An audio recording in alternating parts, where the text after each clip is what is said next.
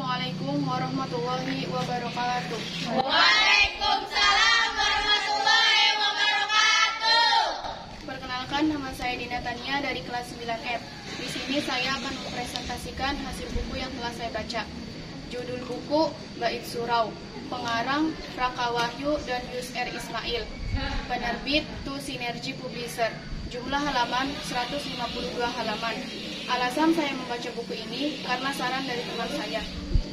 Romi adalah sosok pria yang hidup dengan penuh kebebasan dunia malam yang amat melekat pada sosok dirinya. Suatu ketika, Romi dijodohkan oleh kedua orang tuanya untuk segera menikahi seorang gadis yang bernama Nadia. Nadia adalah sesosok wanita yang soleha dan lemah lembut, juga penuh perhatian. Saat mereka dijodohkan, Nadia yang sebelumnya tidak mengenal sosok Romi seperti apa, bahkan ketika temannya Nadia mengingatkan untuk tidak terlebih dahulu menikah. Akan tetapi, Nadia tetap pada pendiriannya yang akan melangsungkan pernikahan dengan Romi. Setelah menikah, kedua pasangan itu tidak pernah hidup bahagia. Bahkan seringkali Nadia menjadi pelampiasan amarah Romi saat Romi sedang ada dalam masalah. Akan tetapi, Nadia tidak pernah mengeluh dengan tindakan suaminya itu. Suatu ketika, Nadia ditempeleng habis-habisan hingga lebam oleh tindakan keras Romi, karena Nadia memberitahu kepada Romi bahwa dia tengah hamil. Setelah itu, saat Romi sedang mengendarai kendaraan yang ditumpanginya, karena amarah Romi yang semakin memuncak, sehingga kecelakaan pun tak bisa terhindarkan. Saat semuanya kembali seperti semula, Romi merasa geram atas tindakannya karena kehilangan istrinya.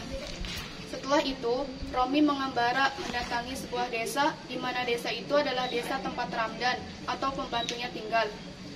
Setelah sebulan lamanya, dia hidup bersama-sama dengan keluarga Ramdan yang amat sederhana. Romi pun mulai ada perubahan, yang tadinya tidak pernah sholat, jadi rajin. Sikapnya tidak sekasar saat pertama kali bertemu dengan keluarga tersebut.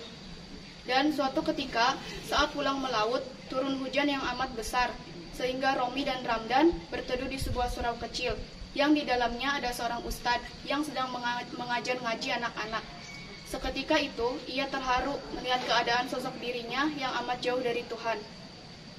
Dan pada saat itu, kondisi surau yang mereka singgahi bocor.